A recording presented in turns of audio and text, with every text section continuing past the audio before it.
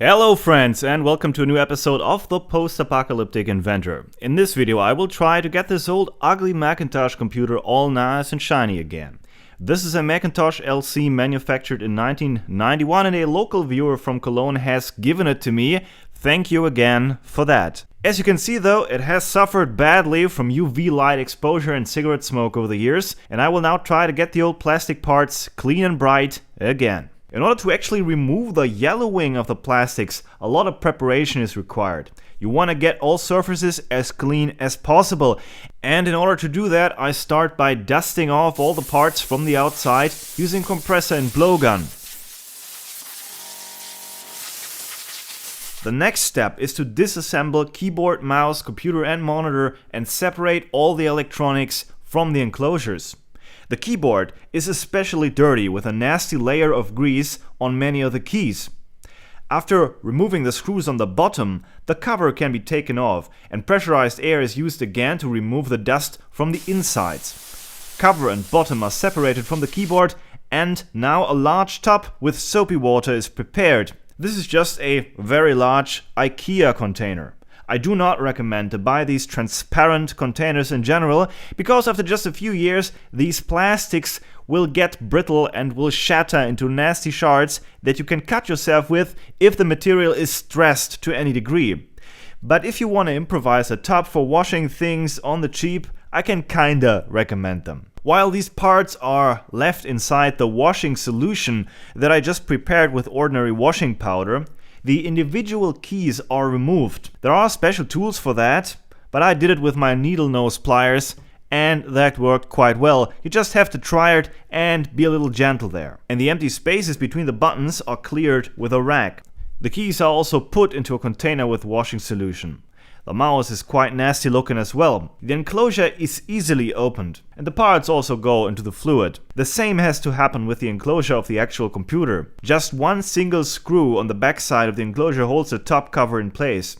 Here we find the floppy drive, hard disk drive, loudspeaker, fan, RAM and video memory. This battery reads July 1998. It's probably dead, but hey, at least it hasn't spilled its guts yet. Basically, all these components can be removed without any tools and are just held in place by plastic clips or hooks.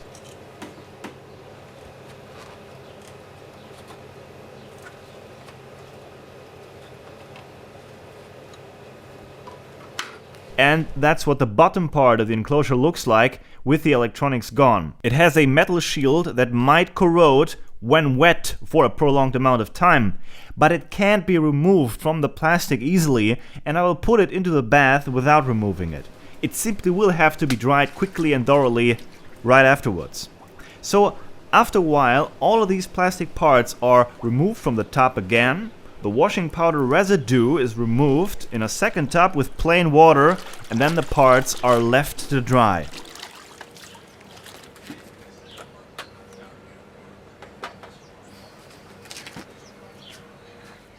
And here are some of the dried parts. As you can see, all the normal keys appear to be just fine. In my opinion, they don't require any further treatment. For some reason though, the space bar and the parts belonging to the mouse are deeply yellowed. The same is true with at least some sections of the actual computer enclosure. And this unregular pattern clearly shows that light exposure played a direct role in the yellowing. The yellowing comes from bromide that was added to the ABS plastics as a fire retardant.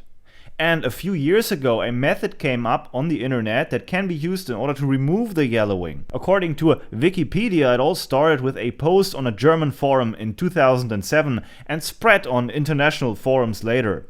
A DIY mixture called Retrobright was applied to the plastic parts before they were exposed to UV light. Instead of using actual Retrobright, it was later discovered that a bleaching cream containing hydrogen peroxide that is typically used in hair salons can be used instead. This method was popularized by the YouTube channel The 8-Bit Guy, that I want to thank for his wonderful work in this field. And here are the two things that were required next: plastic wrap and 12% hydrogen peroxide cream. The brand doesn't matter, and according to the Wiki article, weaker solutions work as well. The cream was applied to the surfaces and the plastic wrap was, well, wrapped around it. I tried to spread the cream as evenly as possible and tried to use not more wrap than needed. In some of the footage I do not wear rubber gloves, but you should wear both rubber gloves and safety glasses all the time when working with this nasty material. Since this happened at the height of the summer, no artificial UV light source was required. I simply put all the parts outside on the lawn facing the sun. After a few hours I removed the wrap, rinsing off the cream with a garden hose. For some of the parts, especially the deeply yellowed keyboard top cover, the process was repeated several times though. And especially smaller parts can be treated very successfully using this method. Just compare the spacebar before and after the treatment. And also the parts of the mouse before and after. Treating the computer's enclosure was already much harder and the results are not perfectly even. Though without a question a major improvement over what we had in the beginning of the video. But the hardest part actually was treating the monitor.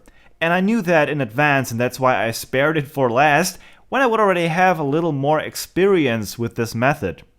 The first issue was to even open the monitor's enclosure, and to be honest, I didn't know how at first.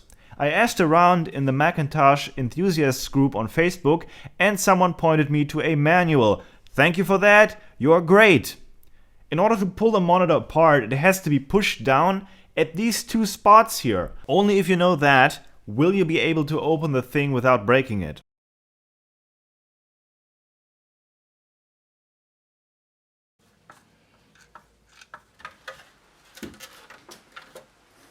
Then the parts of the monitor were once more cleaned in an improvised tub with washing solution, in this case for several days.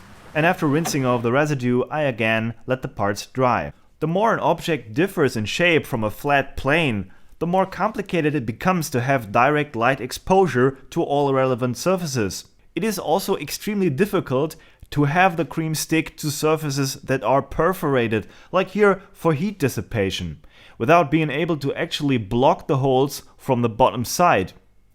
I managed to do it somewhat effectively by applying the cream to only 1 or 2 of the 5 outer surfaces at a time, using a large amount of cream so that at least some of it would not be pushed through the holes, and also always pointing the side under treatment directly to the sun.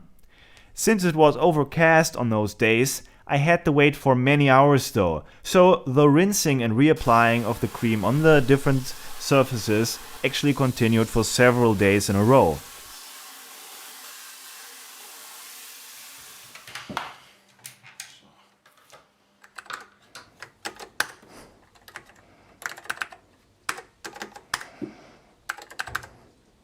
And overall, I'm quite satisfied with the optical results.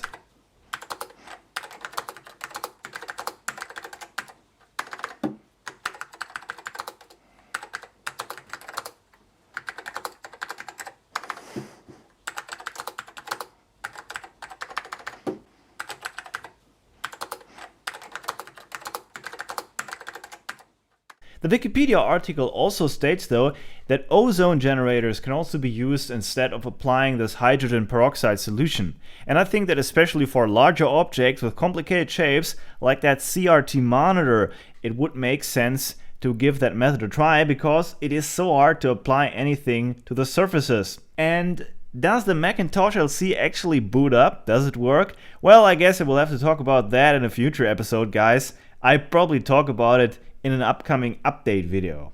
Independent of that, I hope that you liked this video and would ask you to give it a like if that is the case. In the meantime, I have made some advances with another project that gets us back into the realm of retro science fiction. I think I finally have all the parts that I need to finish my computer desk, and I've also worked on another related project. There will also be new motor salvage and reuse videos and more repairs and so on and so forth. So if you like what you hear and would like to support the production of more videos, then please visit my Patreon under patreon.com/tpai and consider becoming a supporter there. See you soon.